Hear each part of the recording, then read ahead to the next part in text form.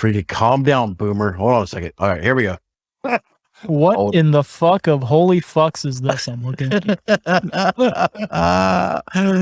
Welcome to another episode of Amplified and Intensified. Eric, you want to tell the people what they're looking at? So this was a response that Pax8 had sent out for those who are, if you're listening to audio, you just need to go to YouTube because this is definitely going to be a YouTube video that you got to watch.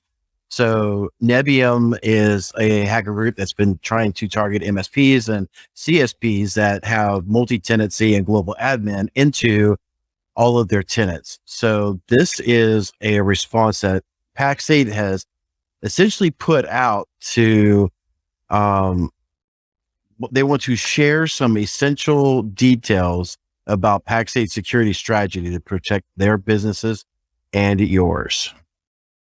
Yeah, but isn't that just a copy and paste of the email Microsoft sent out to their partners? Yes, actually it is. No, they used Control F and did a replacement for Microsoft to Pax8.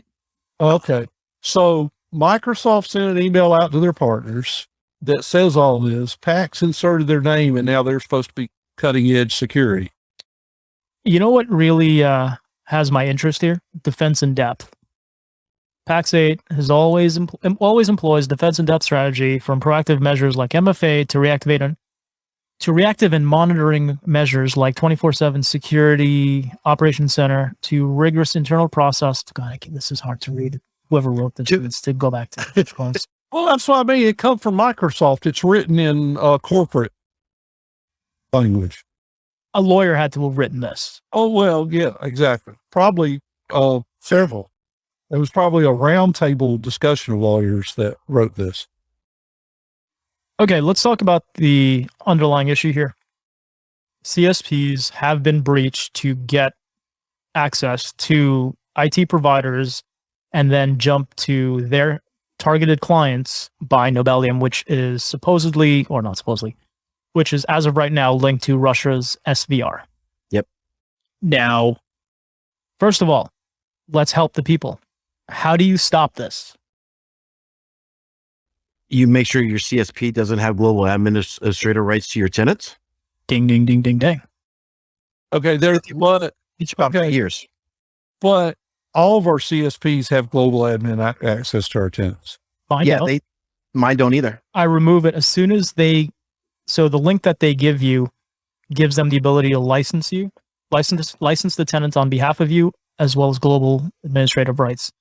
The first thing that I do is remove the global administrative rights for them, or delegated admin, because there's no need for them to do it. Let me interrupt you real quick. So, because these are the arguments, because I've tried to have this discussion with people before and I can't get anywhere. So they do not need it to allocate, to sell you licenses, to allocate licenses to your account. I mean, even Pax8, I want to say there was something out not too long ago. They said if they didn't have global admin access, they actually charged you a fee to like $5 or $15 a month per tenant because they didn't have global admin access. Ooh, I'll check my account right now. Yeah, and see, because they were really, there for a while, they were really adamant because, they were selling everything through Arrow. And they were moving it out of Arrow to Pax8, and they were, hey, you got to make sure you take Arrow off, or you can leave Arrow, but you got to put us on. That's the only way this will work.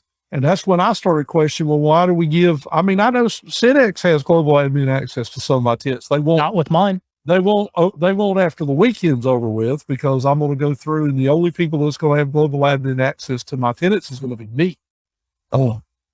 As it should be. Mm-hmm. And if anybody else wants global admin access, they need to let me know what are we doing here. And to clarify, when we say global admin access, we're talking about delegated admin access that that all CSPs would like to have. But here's the real issue. A level 1 technician or level 2, 3, 4, 10 technician at a CSP can't really do anything for you. They have to escalate to Microsoft, which in my mind moots their need, the CSP's need to have delegated admin access, right? Now, Microsoft, I'm sure they can go in and do whatever the hell they want in your tenant. They can. Dude, Microsoft there's no such thing as zero trust with them when you're a tenant. Yeah, you're just a subtenant in their tenant. You're a subtenant of their tenant. They'll do whatever they want to do. Mhm. Okay, that's fine. It's their product. They make it. If that's the way they want to operate. Okay. Now, you guys are aware of the new billing changes coming in March of next year with Microsoft 365, correct? Yeah, I'm trying Okay. to clear some things up with some clients now and try to figure out what they're going to do. But now I'm not. Let's stay on the global admin access, and we'll talk, if you don't mind. Let's talk about. Let's go. I want to try to make sure I understand it. So they don't need the global admin. They really don't need any type of delegated access to your account. Just for the first provisioning of any license. After that, they don't need it. Okay, so after you do the initial and you get that first license provision, then you can go back in and remove their access Mhm. to the tenant. Correct. Well, and that is a best security practice, because we all know the best security practice is to limit the access as much as possible, because people don't need it. Now, if they bully you into giving them delegated access, what is it they can do when they have delegated access? Whatever the hell they want. Yeah. And That breaks literally least privileged access. and zero. That's what I mean. It goes against least privilege access policies. But here's the thing, right? Not you with delegated admin access as it stands right now, you cannot do every and anything in a tenant. But what you can do, create another user local to that tenant, make it a global administrator, and then log in as said user to do whatever the hell it is you want. Yeah.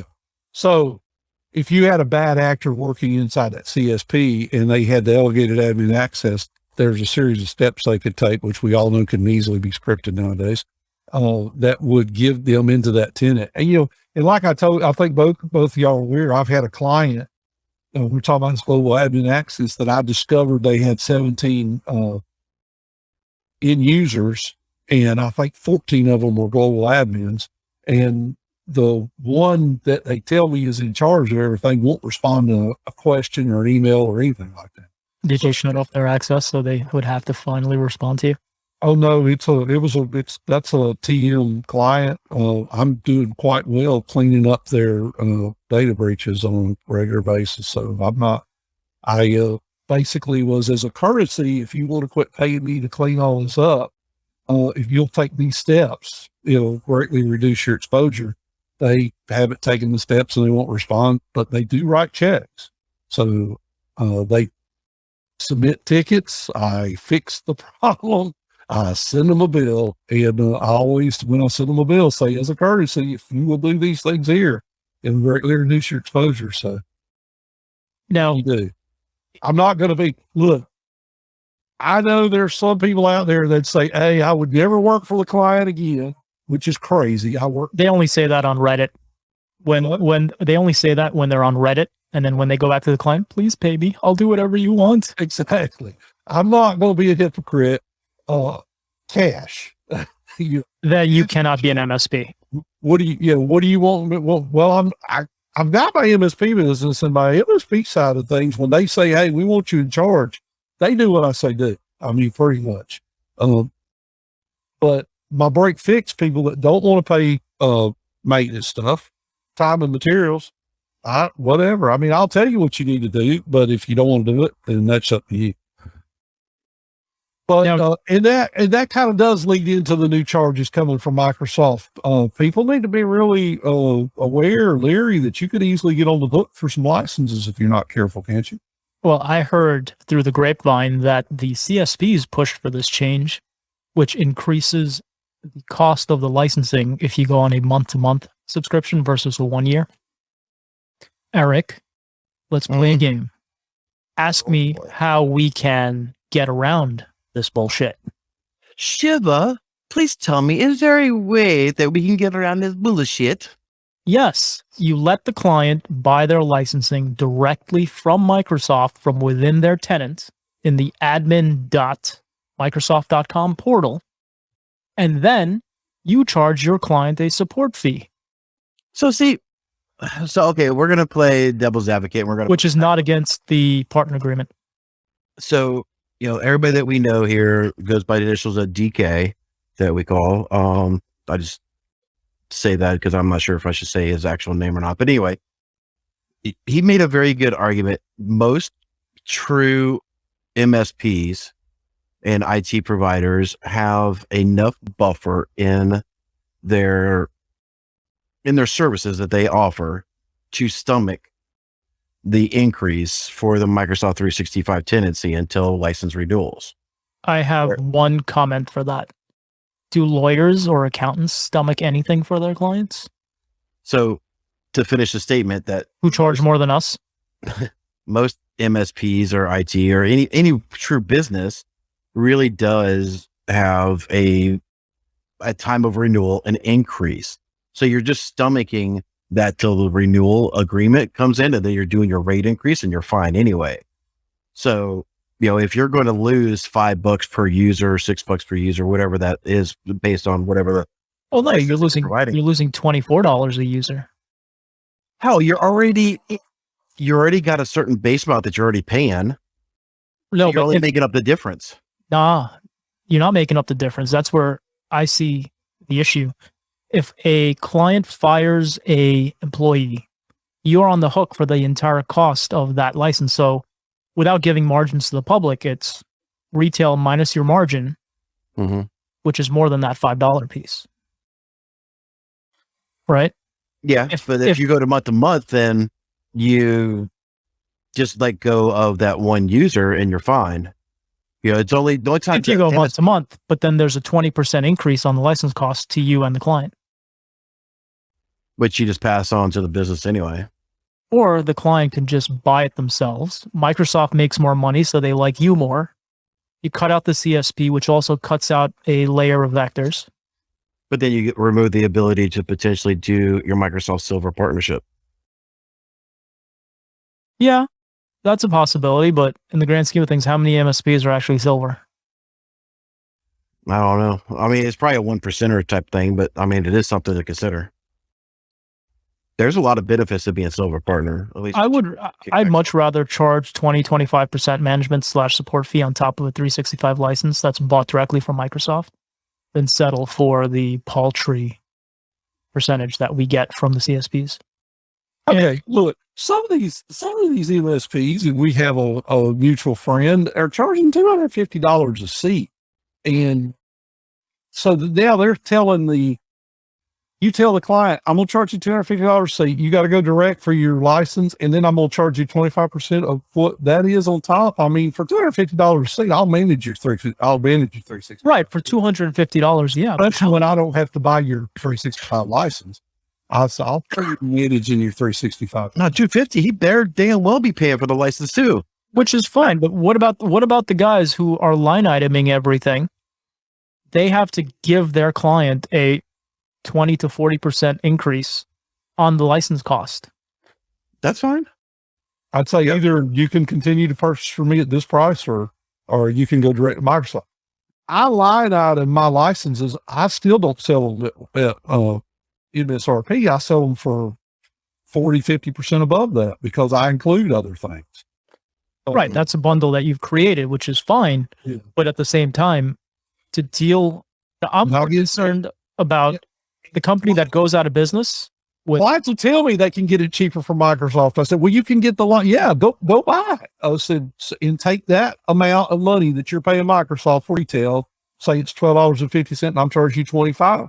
So you go buy your Microsoft license from them for $12.50. And then instead of $25, I'm going to charge you $12.50 because you're paying for the other stuff I'm doing.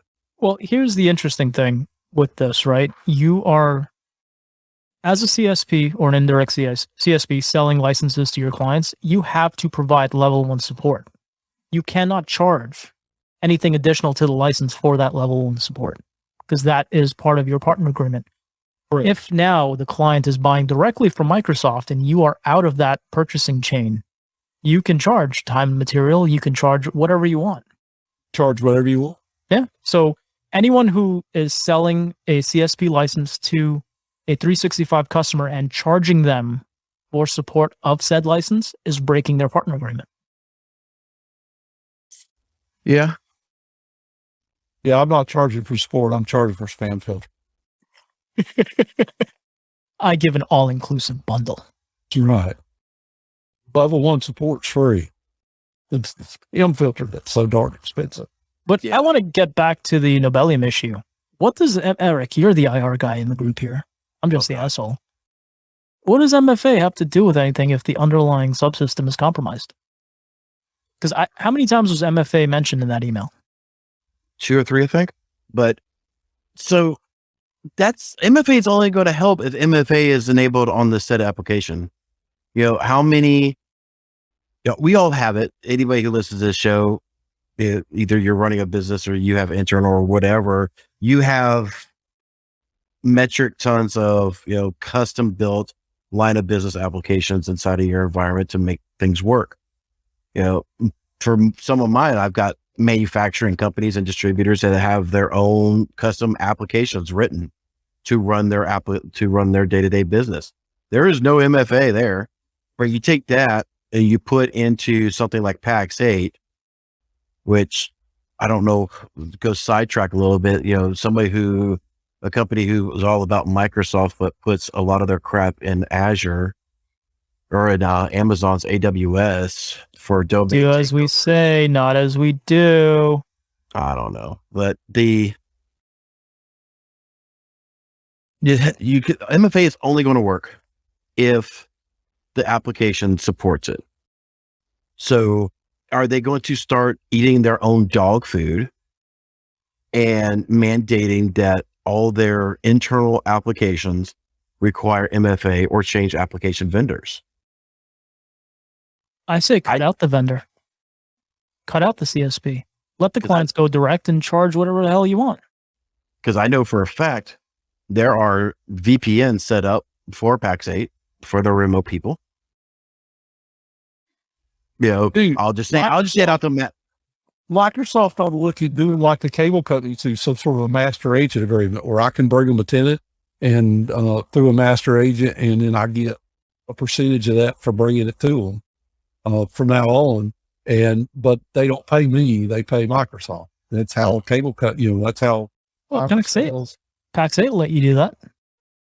But you're still responsible for the bill with PAX8. No, with their direct bill model, they bill on behalf of. I've seen, I'm wrong because I don't use that, but I've seen people say, PAX8, I was on direct bill with PAX8, and when my client didn't pay because the services weren't canceled, PAX8 just billed back the MSP. Oh, wow. That's kind of disingenuous.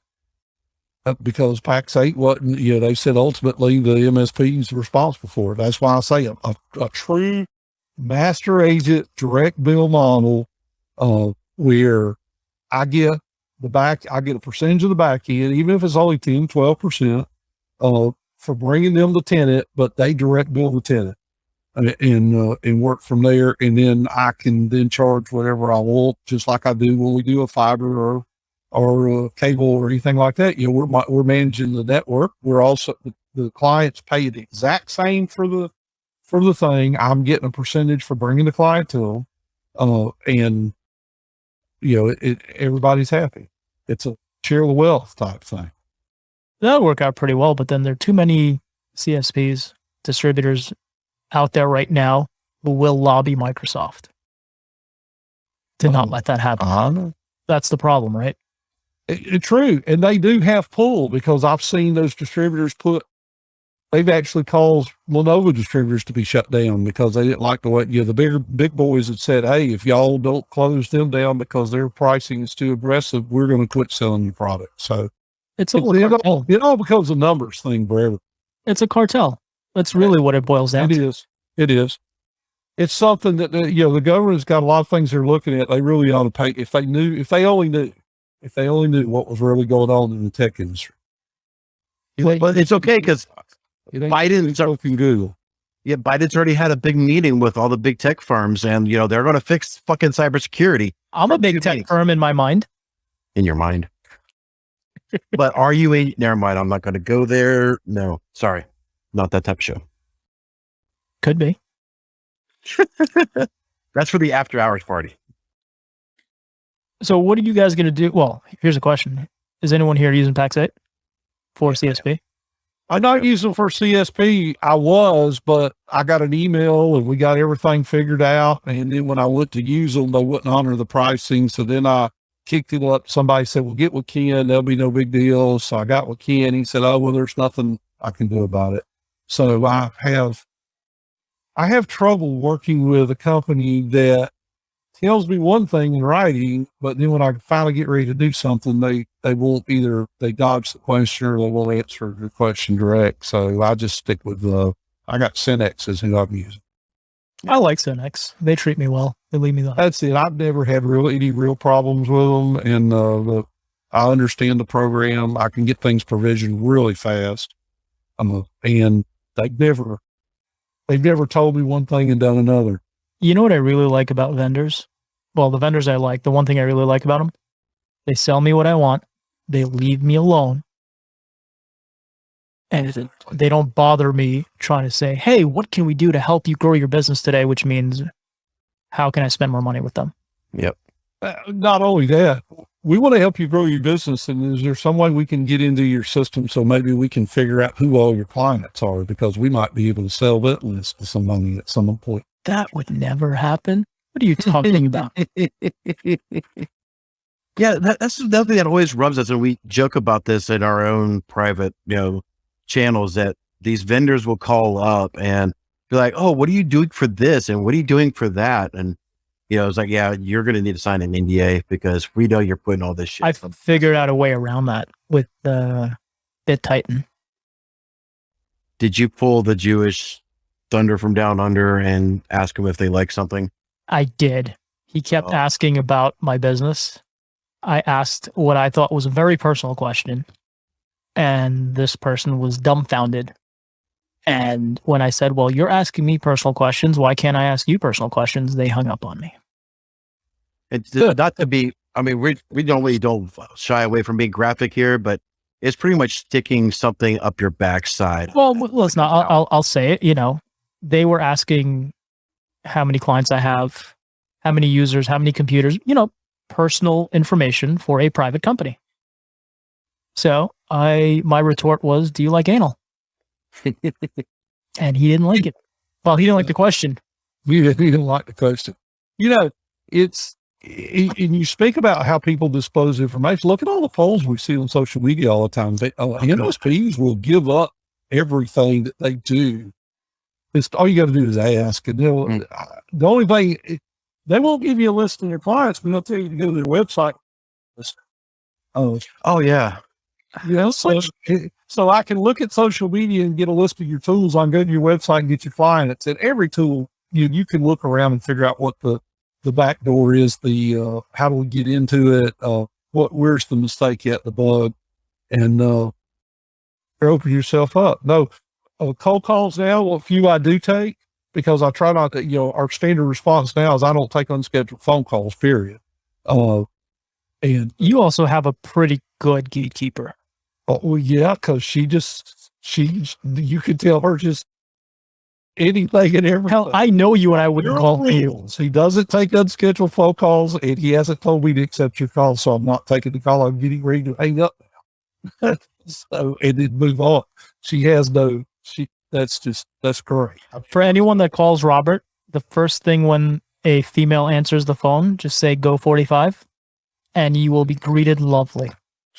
You're trying to get people killed.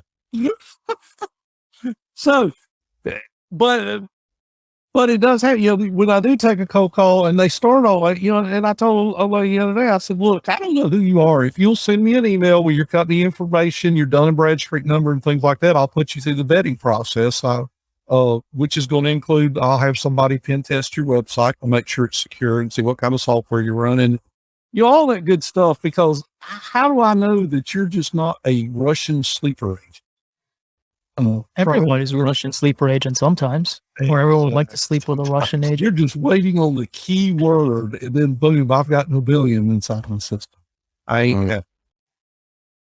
I'm not Microsoft. Well, what was it? CrowdStrike and CISA did put out some detection tools to look for AMCs. I will put out a good shout to, I've been dealing with Domox. I'm testing their stuff out because they've got a special going on and it's getting stupid cheap. So I'm I'm doing a test on it, and I've talked to 2 people there now. Those are the most laid back people I've ever seen in my life. They're like, hey, you want it? Okay. You don't want it? We'll move on. We're going to send you some YouTube walkthroughs. We'll do whatever you want. We have two times a week. We have these comprehensive walkthroughs that you're more welcome to attend. If you put your credit card on file, we're not going to bill it until the end of your trial. There's no this immediate billing or anything. They really are.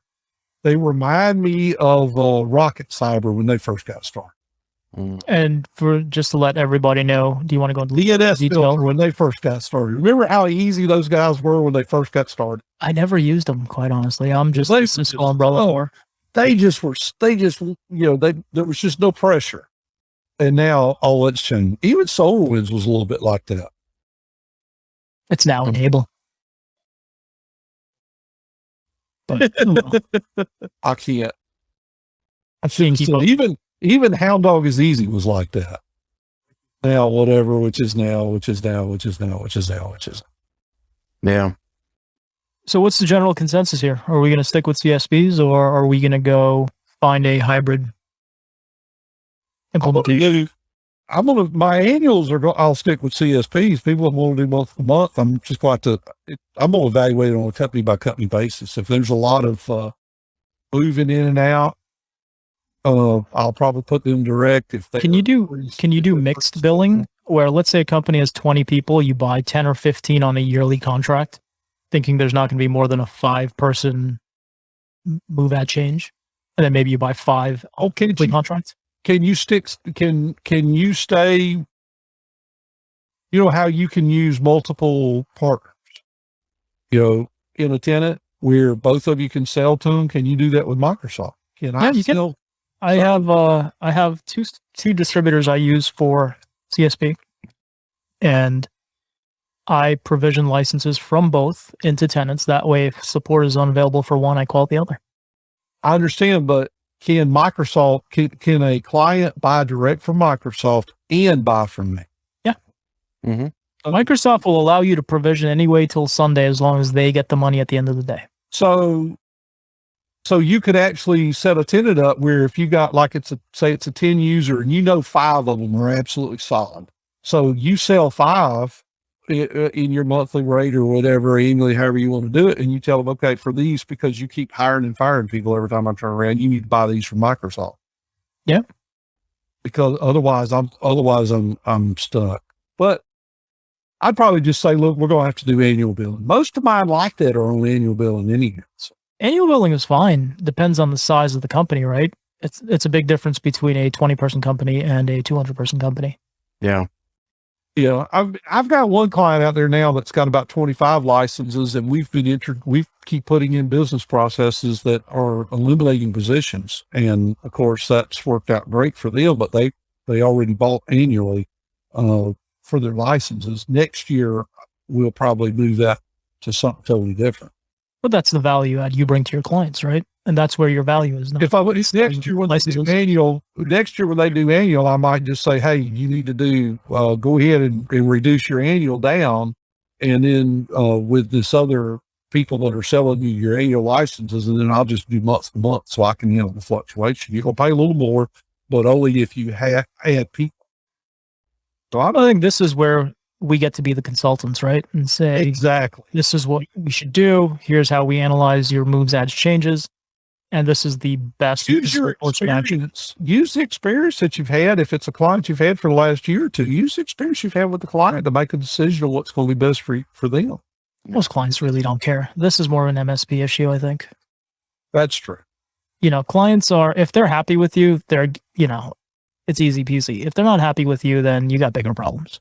It comes down to, like I was having a discussion the other day, fast food industry. Are we talking about pizza techs here? Yeah. Well, no, I'm talking about actual fast food this time, not the pizza techs that we talk to all the time. I just want to say, here's what I want and here's my money. And that's as far as I go with it. I don't want to have to repeat myself, check my order, make sure you give me everything. Just do your job. I mean, I don't even have a problem with you making $15 an hour as long as you do it. Oh, the difference is pay you that much if when you're selling services to us, your best path to growth is by making us buy more, right? Whereas in a fast food restaurant, it's a one-time purchase. Yes, the customer may come back, but you're only focused on that one sale at that point in time. Yeah. So that's all I got for today. I don't know. You boys, anything else? That's good. I got to get busy. I got lots of work to do today. Is it work a code word for sleep, you old man?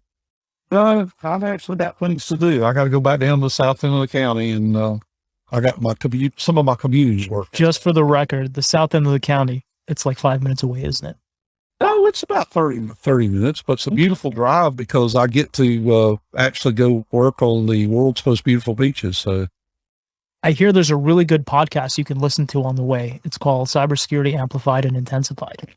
I'll have to check it out and see if I can catch up on it. You sent me one yesterday. I'm going to try to listen to. That was a very good one. Not from us, Alan Alford. What is that called? The CISO one? Yeah, no, not the CISO one. The one with distributed IR. I gotta find that. That is called the Cyber Ranch podcast that I got from you, Eric. Yep. All right, guys. All right, Robert. Thanks so much for joining us today. I appreciate it, man. Talk to y'all later. Take care, bud. See it. And with that, I guess since old man out, we'll wrap it up. Thanks again, everybody, for tuning in for yet another episode of Piss and Vinegar, aka Amplified and Intensified. Please, please, please subscribe and tell everybody about us. And if there's something you want us to talk about, send us an email, info@amplifiedandintensified.com. And until then, or until next time, take care.